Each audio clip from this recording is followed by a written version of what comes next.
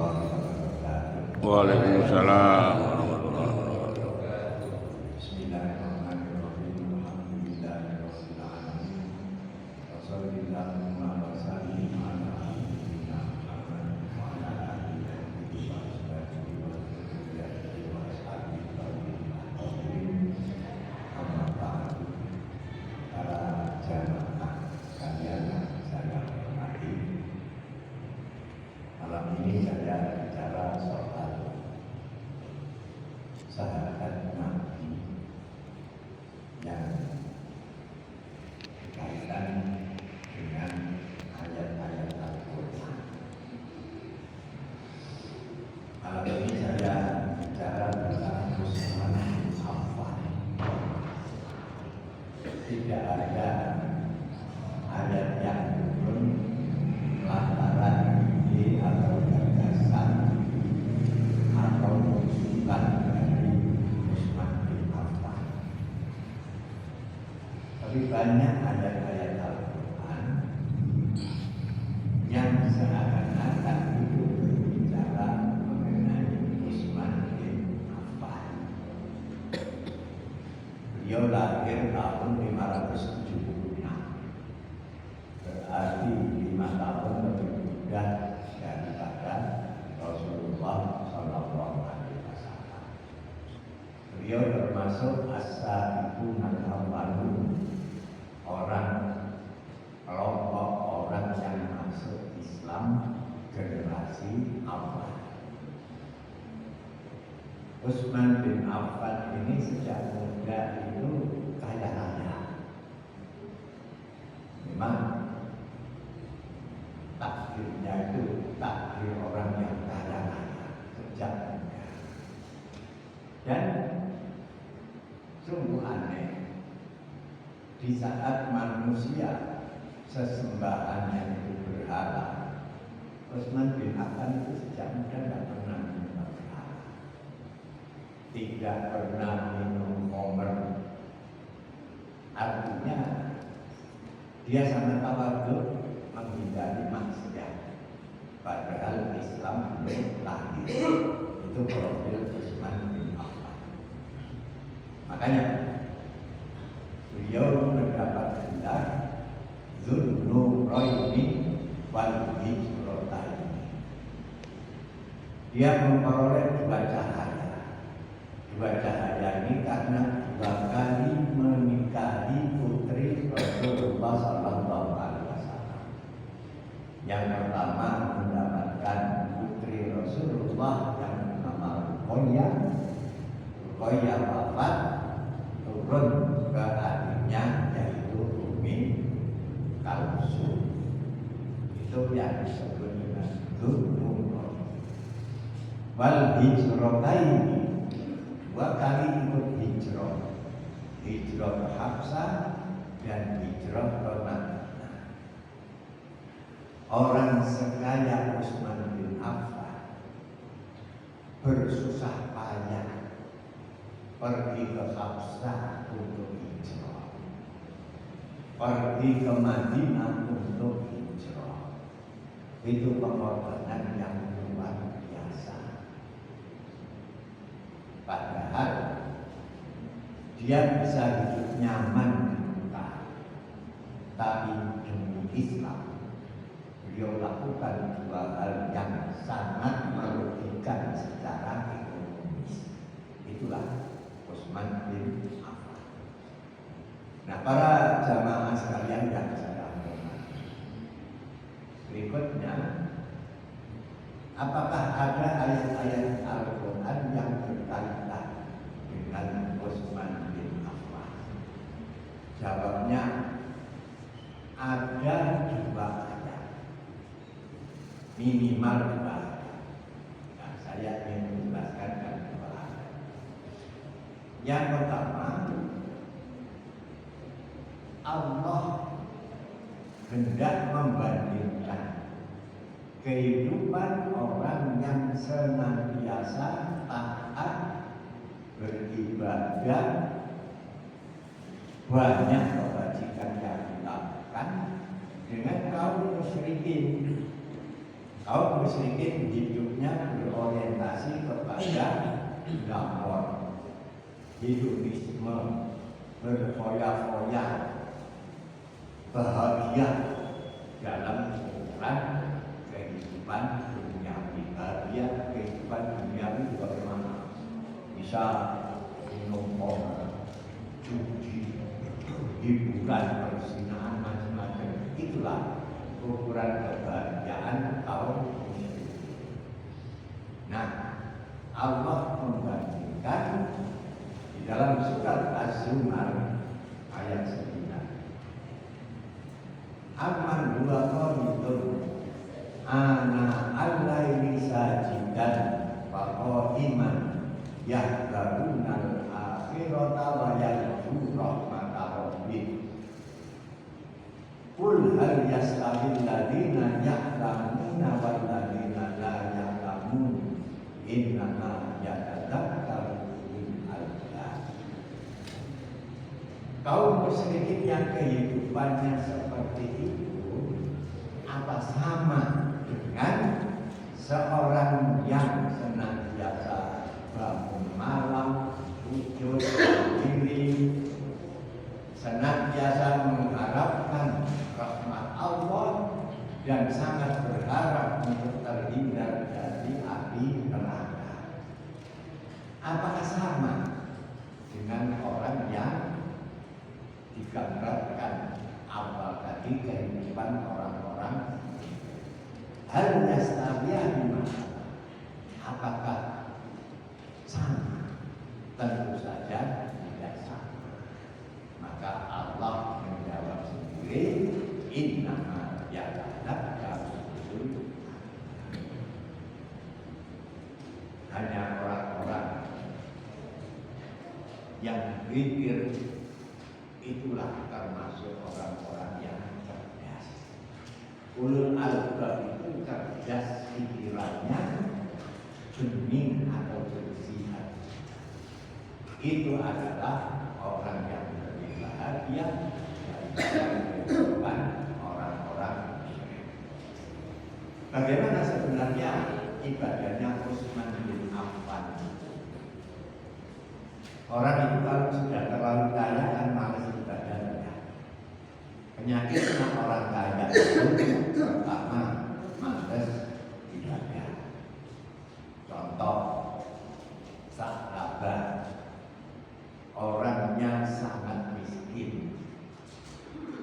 Ukuran miskinnya itu begini: sholat berjamaah di masjid, begitu salam lari pulang. Kenapa lari pulang? Bajunya gantian dengan istrinya. Jadi baju satu dipakai untuk saking istrinya.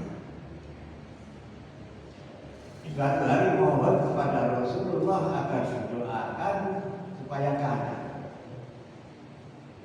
Rasulullah berdoa dikabulkan dan kaya. Nah, setelah pabriknya banyak, utangnya banyak, jamaahnya surut. Begitu waktunya bayar zakat, ketika kambingnya masih sedikit tidak enak. Tapi ketika kambingnya banyak, kok sak ini amazing zakat. Ketika untanya banyak, berpikir lagi, kok sekian banyaknya yang harus saya keluarkan.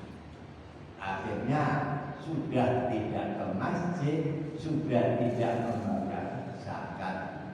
Alhasil dia itu sudah berhenti jadi orang Islam karena kata.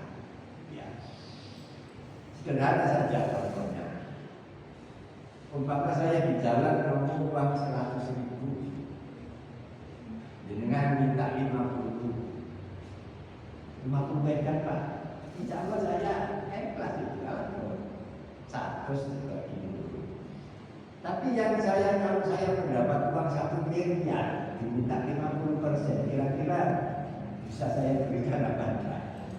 Pikir-pikir 500 juta, padahal sama-sama 50%. Jadi orang itu ketika miskin itu meditnya itu hampir rakyat timbul penyakit yang namanya bakhil. Kecuali Utsman bin Affan. Ya dalam keseharian kita masih banyak orang yang kaya tapi dermawan itu banyak.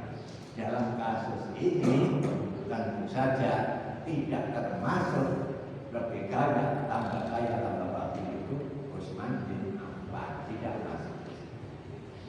Nah, para jamaah sekalian yang saya hormati, dalam satu riwayat beliau itu karena cintanya kepada Al-Quran, sholat witir 1 rakaat itu khatam itu Utsman bin Affan. Saking cintanya kepada Al-Quran, ketika beliau wafat itu memegang Al-Quran. Jadi beliau itu dibunuh ketika lagi membaca Al-Quran. Lah dibunuh kok mau saja, ada kisahnya. Waktu itu Utsman bin Affan lagi berpuasa, bukan puasa Ramadan, ya puasa sunnah. Kan biasa sahabat itu berpuasa itu sebujanan.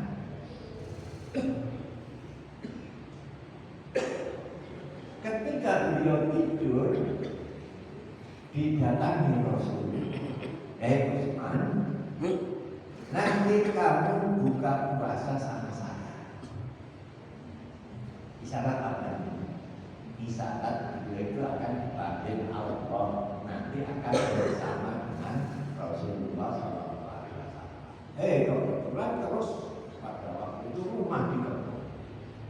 Maka beliau tidak berontak sama sekali, dibunuh, akhirnya wafat. Darahnya itu netes pada Al-Quran yang dibaca. Para jamaah sekalian yang saya hormati, terus yang dibaca itu pas apa? Ini juga riwayat yang menjelaskan itu ketika itu Utsman bin Affan membaca surat Kahfi. Wa kadzalika ba'atsna 'alaihim yatasaalu bainahum qala qailun minhum kam labistum qalu labisna yawman aw ba'da yawm qalu labistum dan wa kadzalika ba'atsna 'alaihim yatasaalu bainahum qala qailun minhum kam labistum qalu labisna yawman aw ba'da yawm Fab'asu ahadakum biwarihikum hadhihi ila al-madinati falyanzur ayyuha azka aman falyahrikum bihi wa yatalattaf wa la yushrikanna bikum ahada. Dulu bapak-bapak ketika masih muda dan sering menjumpai Al-Quran, kata-kata wa yatalattaf itu ditulis dengan tinta merah. Itu konon Waliat al-Lataf itulah dulu yang kena tetesan darah Utsman bin Affan. Nah, seperti cintanya beliau pada Al-Quran. Jadi orang yang ibadahnya luar biasa yang digambarkan di dalam ayat yang saya baca tadi, itu gambaran dari Utsman bin Affan. Ketika menjadi khalifah, beliaulah orang yang menyusun mushaf Al-Quran sebanyak 6 eksemplar, dikirim ke tempat-tempat yang jauh di mana umat Islam mayoritas di tempat-tempat tertentu. Salah satunya sampai hari ini ada di Samarkand. Itu Quran yang ditulis pada zaman Utsman bin Affan. Para jamaah sekalian yang saya hormati, jadi kehidupan hedonisme yang mereka anggap itu suatu kebahagiaan, Allah menyuruh kita membandingkan dengan kehidupan Utsman bin Affan yang kaya raya, yang tawadhu, yang ibadahnya luar biasa, yang infaknya luar biasa. Allah mengatakan tentu tidak sama dengan mereka yang ditulis seperti itu. Artinya apa? Lebih bahagia Utsman bin Affan. Ya sederhana saja lah. Saya nggak sombong. Bandingkan saya dengan yang barusan kena penjara korupsi 300 triliun itu ya. Kira-kira enak mana dengan saya? Kan enak saya kan. Besok ngaji, besok guyon, yang sana yang kerja. Nah, seperti itulah gambaran Al-Quran mengenai bahagia karena ibadah dan bahagia karena kehidupan glamor atau hedonisme kita. Ayat yang kedua yang berkaitan dengan perilaku Utsman bin Affan adalah ayat yang berbunyi masalul ladzina yunfiquna fi sabilillahi kamathali habbatin ambatat sab'a sanabila fi kulli sunbulatin mi'ata habbah wallahu yudhi'u liman yasha' wallahu wasi'un alim. Perumpamaan orang yang berinfak di jalan Allah ibarat seorang yang menanam biji tumbuh 7 apa? Batang apa? Setiap batangnya tumbuh lagi 100. Berarti orang infak 100.000 akan menjadi berapa ratus? 7 juta ya? 100 kalinya. Seperti jadi 700 kali lipat. Dan tidak cuma 700 kali lipat, bahkan dikatakan yudhi'u liman yasha, Allah berhak untuk melipat gandakan terhadap orang yang berinfak di jalan Allah. Nah, para jamaah sekalian yang saya hormati, Utsman ini gambaran daripada ayat ini. Bagaimana? Ketika Masjid Nabawi itu sudah sempit, perlu perluasan. Rasulullah SAW mengatakan perlu adanya perluasan masjid. Langsung tanah di sekitar Masjid Nabawi itu dibeli oleh Utsman bin Affan untuk dijadikan masjid. Masjid jadi, air sulit. Orang yang memiliki sumur itu orang Yahudi, dan orang Yahudi ini menjual air dengan harga yang tinggi. Tentu saja umat Islam pada waktu itu sangat keberatan.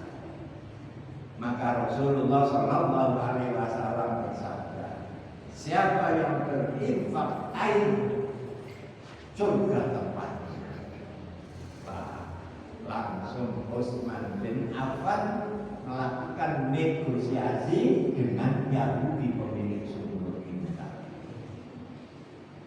Si Yahudi mengatakan, tidak, saya tidak.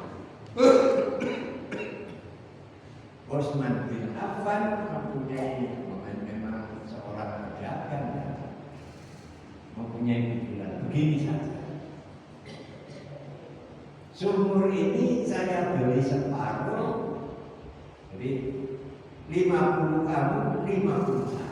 Bagaimana caranya? Siang hari milik kamu, jual sesuatu, malam hari milik saya. Setuju si Yahudi, walaupun harganya di luar nalar, dibeli sama Utsman bin Affan. Begitu dibeli, Utsman bin Affan menggratiskan air pada waktu malam hari. Siang hari si Yahudi jual. Ya tentu saja orang milik gratis, walaupun harus bermalam-malam untuk mengambil air. Yahudi berpikirnya kalah saja dengan Utsman. Akhirnya seluruhnya dijual kepada Utsman bin Affan. begitu dibeli sama Utsman bin Affan, langsung pada waktu itu sumur ini diwakafkan gratis, siapapun boleh mengambil. Itu masalah ladina yunfikuna amwalan bisa billah, yang mempraktekkan pada zaman Rasulullah SAW itu adalah Utsman bin Affan. Tidak cuma itu saja, tapi beliau punya kebun kurma di daerah Madinah dekat sumur itu, dan itu pun diwakafkan untuk kepentingan umat Islam. Jadi Bi'ru Utsman, yang kedua Bustan Utsman, sumur Utsman, kebun Utsman, sampai sekarang masih ada. Jadi orang wakaf sudah berumur 1400 tahun, pahalanya seberapa juga sayangkan. Dan sampai hari ini itu ada rekening bank atas nama Utsman bin Affan. Orangnya 1400 tahun wafat, tapi masih ada rekening atas nama Utsman bin Affan. Dan uang yang ada di rekeningnya Utsman bin Affan itu untuk kemakmuran Masjidil Haram dan Masjid Nabawi. Coba pakai kalkulator, kira-kira berapa pahala yang diperoleh oleh Utsman bin Affan sebagai amal jariah. Rasanya mau Islam yang punya harus menuntut. Ya, dalam keadaan sulit, kaum Romawi mencoba akan menyerang Madinah. Rasulullah mengerti, tahu bahwa tentara Romawi akan menyerang Madinah. Rasulullah berpikir, kalau tentara Romawi yang banyak itu menyerang Madinah, tentu penduduk Madinah nanti akan menjadi korban. Lebih baik kita saja berangkat untuk menyerang sana. Jadi di wilayah Damaskus itu apa mana? Syria. Pokoknya antara Irak dan Syria itu Damaskus. Berangkat perang. Itu yang disebut dengan perang Tabuk. Perang Tabuk ini perang yang sangat berat. Waktu itu panasnya bukan main. Logistik pas-pasan. Kemudian peralatan perang juga nyaris tidak mencukupi. Maka pada saat itu Utsman bin Affan menginfakkan uangnya sebanyak 1000 dinar. 1 dinar itu 4,2,5 gram emas 24 karat. Kalau saya emas sekarang 1 gram. 2,5 juta, 2,5 juta. 2,5 juta kali 4 saja berarti 10 juta. Ya ya. 10 juta kali 1000 berapa miliar? 10 miliar. Sanggup ya. Sudah mungkin sampai 8 miliar ya lebih ya. Itu infaknya Utsman bin Affan untuk membiayai perang Tabuk. Sugih tapi tidak hemat sama sekali. Ini kejayaan Islam. Nah, ini gambaran daripada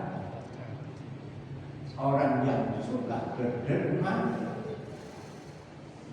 yaitu sahabat Nabi Utsman bin Affan. Apakah dengan bersedekah itu beliau bertambah miskin? Ternyata tidak. Jadi begini, kalau teorinya itu begini. Banyak orang miskin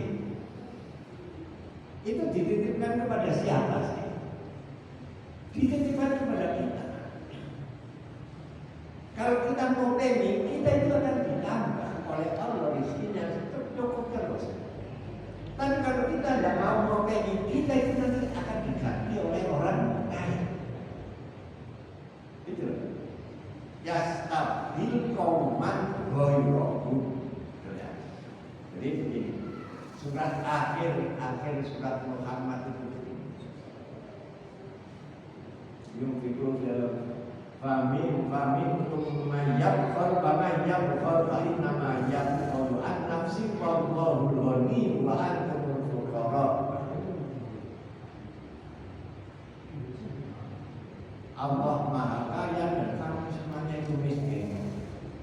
Apabila kamu tidak membantu mereka, yastabil qauman ghairukum, Allah akan mengganti kamu dengan kaum yang lain. Summa la yakunu amsal. Maka yang diganti itu sudah tidak lagi seperti kamu. Itu kan ada itu panti orang gila itu. Di mana itu saya pernah baca. Isinya itu ada 200 orang gila. 99% orang kaya semuanya, tapi medit. Akhirnya jadi deg-degan. Itu salah satu cara Allah mengganti. Gak kayak kamu di TV, ganti saja dengan yang lain. Nah, itu ya.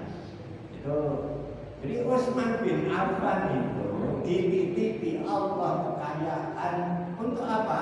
Ya untuk kejayaan umat Islam. Kalau Utsman tidak berinfak, Utsman mungkin akan diganti oleh Allah dengan yang lainnya. Ya stabil kaum ghairuhum. Nah, para jamaah sekalian yang saya hormati, berikutnya kita kenal dengan surat Al-Kahfi. Surat Al-Kahfi itu kan isinya ada 3. Pertama, orang yang imannya kokoh masuk kubah 309 tahun Allah menghidupkan lagi.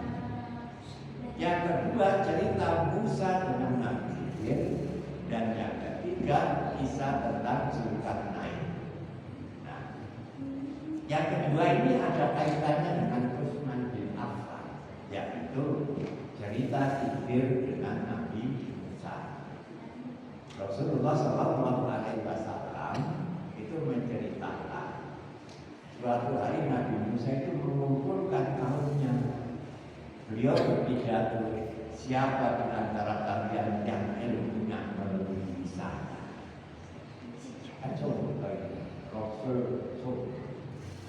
Maka Allah menggunakan Musa, ilmu itu sedikit, kamu masih perlu berguru dengan seseorang ditunjukkan tempatnya di sana.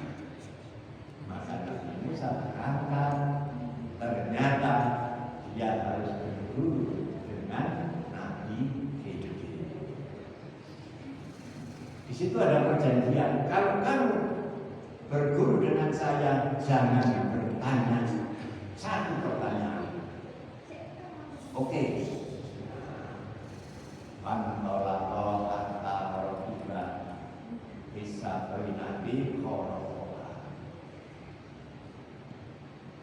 Nabi Musa dan Khidir nyewa perahu. Kalau perahunya itu dibuka khorokola.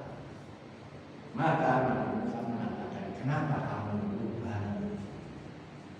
Nanti akan membuat penumpang yang lainnya akan berubah. Jadi kalau letak, kalau sampai minta maaf. Pantolato hatta tidak ada yang ulama fakotala. Berjalan lagi ketemu seorang anak dibunuh sama Fakotala nafsan zakiyatan biwari nafsin lakon. Saya anjing roh terjadi. Barangkali mungkin. Pantolato hatta tidak ada yang ulama fakotala fakotala nafsan zakiyatan biwari nafsin fakot. Apa itu?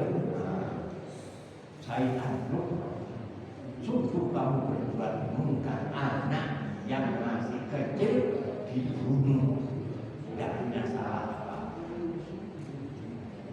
Katanya yang begitu bertanya, kok bertanya? Maka ini yang bertanya. Alama pandola hatta tidak ataya ahla koryain tadmaha alaha fa'abau al-yusufikuhuma fawajada fiha judaran yuhidu ayam qaddo fa'aqoma qala lakita latakota alaihi ajro. Nabi Musa dan Khidir berjalan, ya perutnya lapar, ingin bertamu kepada penduduk sebuah desa. Rupanya penduduk suatu desa itu tidak berkenan dengan kehadiran bahwa lah kok ketemu sebuah dinding yang miring hampir roboh. Nah, Khidir memperbaiki sampai berdiri tegak. Nabi Musa mikir, lau sita la tafadda alaihi ajra, kok nggak minta gaji, padahal kita tidak dikasih makan. Maka Nabi Khidir mengatakan, hadza firaku baini wa bainika.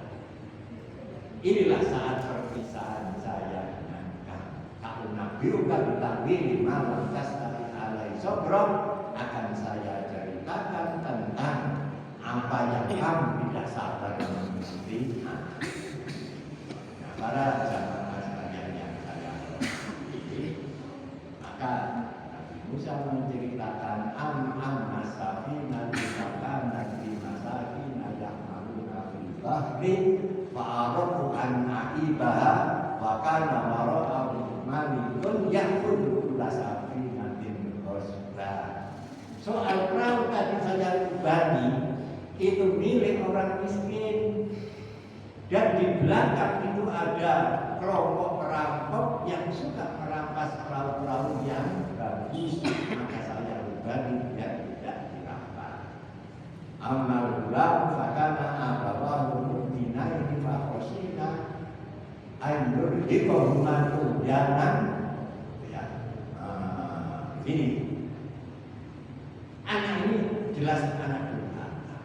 Saya bunuh, saya berharap Allah akan mengganti anak yang lebih baik. Amal jidaru fakana liura main yatimah fil Madinah. Soal dinding itu milik anak yatim yang ada di kota. Di bawahnya itu ada bekal untuk mereka nanti ketika dewasa. Nah, bekal ini yang ada kaitannya dengan masjid apa? Ternyata harta karun itu berupa papan emas. Pada papan emas itu terdapat tulisan-tulisan. Dan ternyata tulisan-tulisan itu berupa pesan-pesan moral yang luar biasa. Nah, yang pertama begini, manusia itu sebenarnya paham kalau dia pasti mati, tapi anehnya kok masih banyak tertawa-tawa, bersenang-senang. Kemudian yang kedua, bahwa suatu saat dunia itu pasti akan berakhir karena dunia itu karena manusia senantiasa mencari-cari siang malam tanpa henti-hentinya mencari dunia. Berikutnya,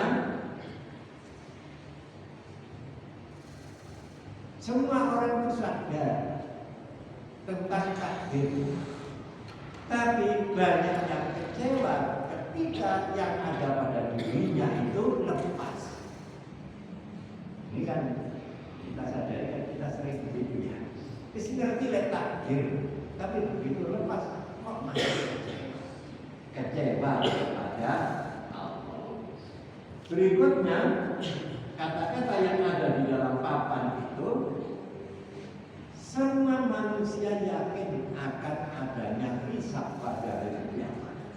Tapi anehnya manusia masih mengumpulkan harta sebanyak-banyaknya.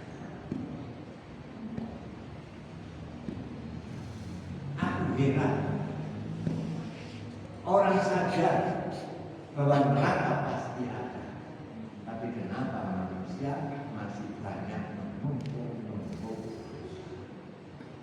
Yang terakhir ini, manusia sadar bahwa musuh besar manusia itu adalah setan, dan anehnya banyak manusia yang mengikuti jejak setan.